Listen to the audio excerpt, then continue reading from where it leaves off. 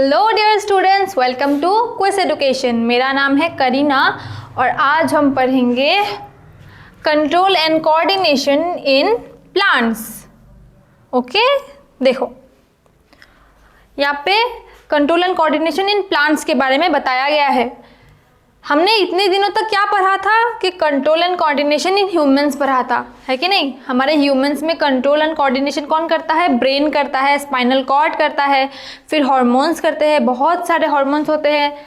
वो सारे मिलके क्या करते हैं? हमारे बॉडी को रिस्पॉन्स करते हैं कि हाँ तुम्हें ठंडा लग रहा है, गर्म लग रहा है।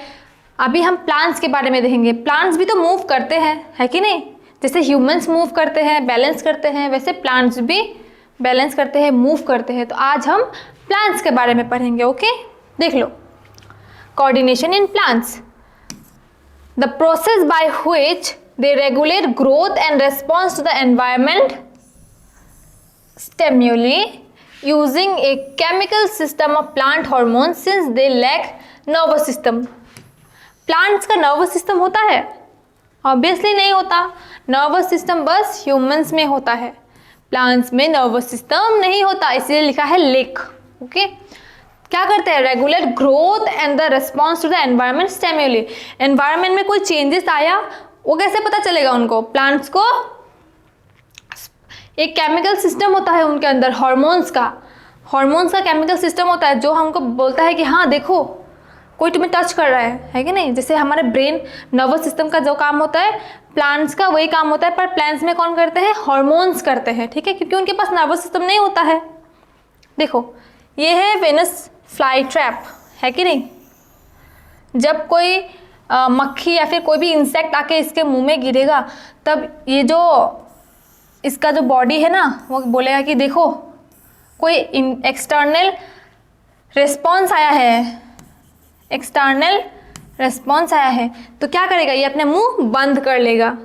सेंस किया उसने पहले, उसके बाद उसने रिस्पॉन्स किया, उसने उस इंसेक्ट को अपने अंदर मतलब क्या ट्रैप कर लिया। Okay, touch me not plants देखा है सब लोगों ने। आप लोग जब उसको टच करोगे क्या होगा? वो श्रिंक हो जाता है कि नहीं, क्योंकि उसके अंदर भी केमिकल हार्मोन्स होते हैं जो उनको बोलते हैं कि कोई तुम्हें टच कर रहा है, जल्दी जल्दी श्रिंक हो जाओ। ओके, देखो यहाँ पे प्लांट ग्रो हो रहा है। प्लांट ग्रो हो रहा है, किस तरफ हो रहा है प्लांट ग्रो? सन के तरफ हो रहा है हमारा प्लांट का ग्रो, क्योंकि फोटोट्रॉपिज्म पता है ना आप लोगों को। फोटोट्रॉपिज्म हमने पहले भी पढ़ा था। जिस तरफ लाइट होगा उसी तरफ ग्रोथ होता है प्लांट्स का। ओके, अभी हम देख लेंगे टाइप्स ऑफ हार्मोन्स। अभी हम उन हार्मोन्स के बारे में पढ़ लेंगे जो प्लांट को मूव करने में हेल्प करता है, उनको सेंस करने में हेल्प करता है। ओके, देखो different type of hormone present in plant are auxin, gibberellin, cytokinin and the abscisic acid. इसको हम शॉर्टली ए भी बोलते हैं। ओके, ऑक्सिन क्या करता है?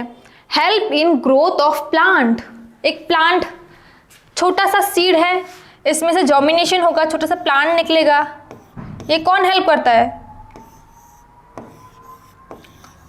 इसको कौन हेल्प करता है? ऑक्सिन। ये जो हार्मोन है ऑक्सिन, ये प्लांट को ग्रो करने में हेल्प करता है। फिर जिबरेलिन, ये क्या करेगा? Growth of stem. ये तो छोटा छोटा सा ग्रो हो गया, ऑक्सिन ने हेल्प कर दिया, छोटा सा ग्रो हो गया। अभी स्टेम भी तो चाहिए होंगे, स्टेम चाहिए होगा, उसमें फ्लावरिंग होने, ब्रांचेस में फ्लावर्स आएंगे, सीड जर्मिनेशन होगा। वो सब चीज़ों में कौन हेल्प करेगा? हमारा जिबरेलिन हेल्प करेगा उनको, ठीक है। इसमें फ्लावर्स आएंगे, फिर रूट्स ग्रो होंगे, इस सब में कौन हेल्प करेगा? हमारा जिबरेलिन हेल्प करेगा। फिर cytokinin, present in the area of cell division as a fruit and seeds. Cytokinin कहाँ प्रेजेंट होता है? फ्रूट्स एंड सीड्स में, ठीक है, क्योंकि फ्रूट्स एंड सीड्स क्या करते हैं? रिप्रोडक्शन में इन्वॉल्व होते हैं, तो साइटोकाइनिन उस रिप्रोडक्शन को हेल्प करता है फ्रूट एंड सीड में प्रेजेंट होके, ठीक है। फिर आएगा हमारा abscisic acid, inhibit the growth.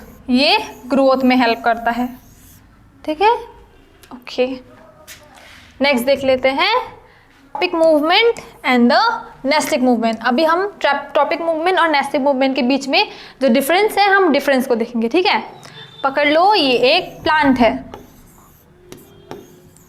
ठीक है, ये एक प्लांट है ना। ये प्लांट पहले छोटा था, फिर वो ग्रो कर रहा है, बड़ा हो रहा है कि नहीं।